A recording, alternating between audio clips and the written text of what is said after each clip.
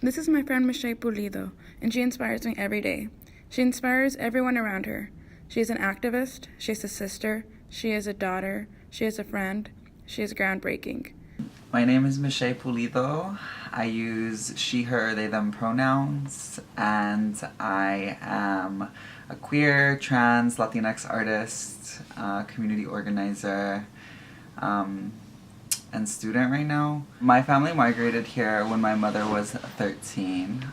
We're originally from Ecuador, and I have not had the opportunity to go back to my homeland, which is really, really unfortunate. So I was born and raised here in the States, specifically in Los Angeles, California.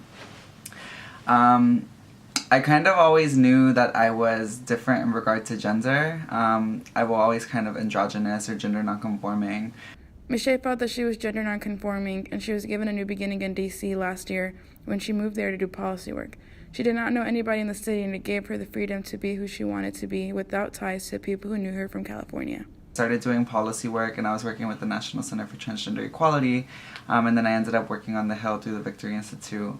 And then moving here, aside from like California where I was originally born, I was really able to I didn't know anyone here, so I was able to just really explore how I wanted to present like my gender, who I wanted to be internally, and so it was really an opportunity for me to kind of reframe who I was. And so then I did that, and so it's been a lot better now. I feel like I'm a lot comfortable with who I am and stuff. I met Michelle in D.C. while she was starting her transition, and it has been amazing seeing her grow comfortable with herself. She entered spaces in D.C. where she received looks, was judged, and made uncomfortable. Despite that, Michelle remained solid in being a part of those spaces because they needed somebody with her perspective. And naturally, as you start to present as visibly trans, it's often common that discrimination comes alongside with that, and a lot of the time, folks that identify as trans often become like activists not out of choice, but like for survival. And I feel like that was a similar situation to me, which is how I became involved in the work that I'm doing now. And so currently I work at the Trans Latina Coalition, which is a national advocacy org and a direct service provider for trans folks, specifically in Los Angeles. So what we're most well known for is providing reentry services to trans people, specifically trans Latina immigrants who are coming out of jail, prison, or immigration detention. But we also are now expanding. We provide like workforce development, so we partner with employers, and we also do like anti-violence work. So we try to work with the police, but the LAPD is like really, really shady. So not much is happening there. Regardless of whether Michelle entered activism by choice or by force, the work she's doing is necessary, and she's giving voice to people that need it in her community.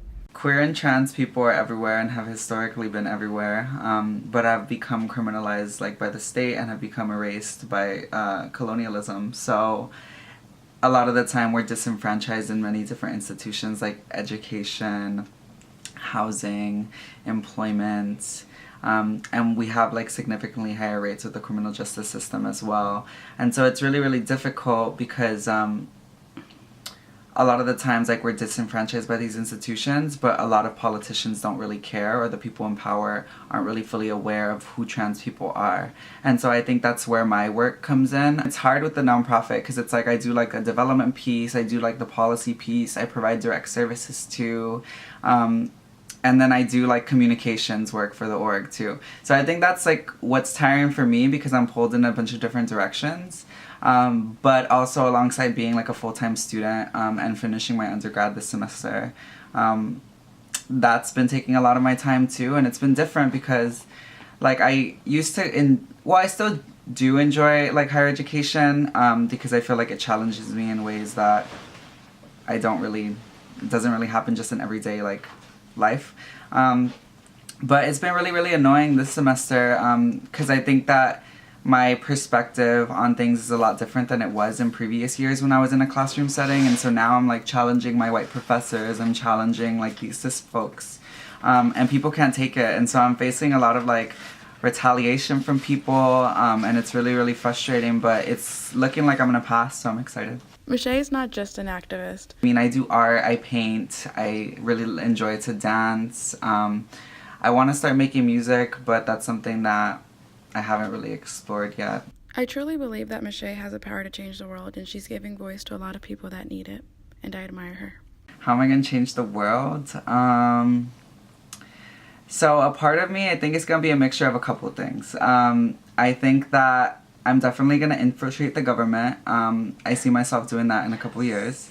And I'm definitely going to like tear it apart from the inside and just like try to shake shit up as much as possible.